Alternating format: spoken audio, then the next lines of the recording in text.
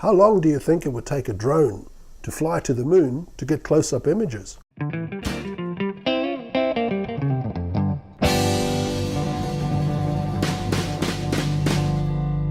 If you want to get a really detailed photo of the moon, then you could try flying your drone 384,000 kilometers to the moon to take a close-up. Fortunately, light from the moon takes only 1.3 seconds to reach us here on Earth. So let's assume that the quicker way to get a detailed lunar image is to stay here on Earth and use a camera with a really powerful lens. But a high quality, powerful zoom lens can be astronomically expensive.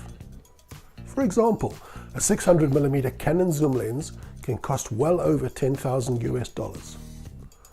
What we need is an affordable, powerful lens that works with whatever camera we have and gives us a high quality image of the moon.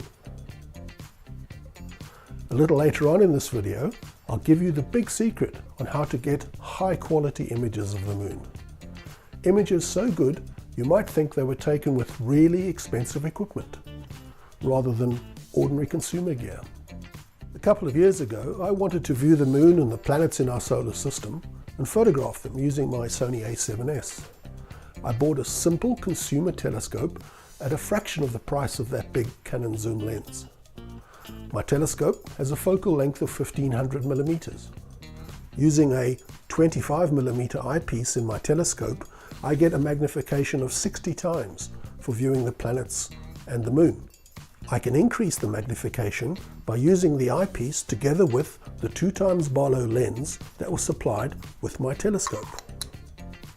A 2x Barlow lens has the effect of doubling the focal length. On my telescope, the 1500mm focal length now becomes 3000mm, and the magnification with the 25mm eyepiece increases to 120 times. When we use a camera instead of an eyepiece, we measure field of view rather than magnification. Think of a zoom lens. The longer the focal length, the narrower our field of view becomes, and objects appear relatively larger in our viewfinder. The great thing about an affordable consumer telescope is that we get a long focal length out of the box. And even better, we can double or triple that focal length by using a Barlow lens if we need to. Okay, if we have focal length sorted out, what about lens quality? Well, I'm not suggesting that the optics on a consumer telescope are better than a $10,000 camera lens. I'm not saying that they will both give the same quality when it comes to normal photography. But for lunar photography, every lens, no matter how expensive, has to deal with atmospheric pollution and shimmering air that distorts the light before it even reaches us. Even the best optics are affected in this way. The secret that I'm going to give you a little later on in this video will address this problem. It will enable you to produce really high quality images with an affordable telescope as your lens. Images that are sharp and clear with amazing detail. Right, with focal length and lens quality ticked off, we need a way of connecting our camera to the telescope. For my Sony A7S, the method that works best for me is to use a 2x Barlow lens with a T-adapter. A T-adapter allows lenses that have a generic screw-in thread to be attached to a particular manufacturer's camera. T-adapters are available for the specific type of mount for each brand of camera. For my Sony A7 camera, I purchased a T-adapter that connects to the Sony E mount. The Barlow lens that came with my telescope screws into the T-thread on the other end of the adapter. The whole assembly attaches firmly to the telescope in place of where the eyepiece would normally be. By the way, if you use a point-and-shoot camera, I've put links to some suitable digiscoping methods in the description below. Keep in mind that a T-adapter is just a lump of metal. It provides no electronic communication between the camera and the telescope. So we need to consider what the telescope controls and what the camera controls. Manual focus is controlled on the telescope, just as you would when viewing through the telescope eyepiece. As always, your exposure of the image depends on aperture, shutter speed and ISO. The aperture of our lens, the telescope, is fixed. In my case it's f11. The remaining two exposure parameters that you can control on your camera are the shutter speed and the ISO. The rule of thumb for lunar photography during a full moon is set out in the Lunar 11 rule. I've put links to the Lunar 11 rule in the description below. Your exposure settings will need to be adjusted depending on variables at your location, such as the phase of the moon, the elevation of the moon, the atmospheric conditions. I found, finally, that setting my white balance on the camera to daylight gave me good results.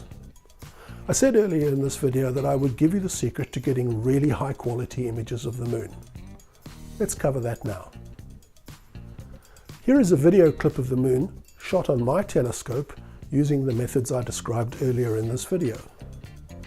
My high definition images of the moon came from that video and not just from a single photograph. The whole process of creating my high definition images from the video was automated using free software called Registax. Why video? Well, it provides lots of frames that can be analyzed and combined for the final image. The Registax software is pretty smart and uses hundreds of video frames to stack more and more detail from each frame onto a single image. It keeps all the good information from each frame and throws away the bad information from each frame and builds up a single high quality output image. The result is a very high quality final image with enhanced detail and lots of that noise removed. You saw on the video clip that the moon is moving pretty quickly through the frame. Registax is smart enough to select multiple alignment points on a moving object so that it can track its motion across video frames. This allows multiple images of a moving object to be automatically aligned and stacked onto a single detailed image.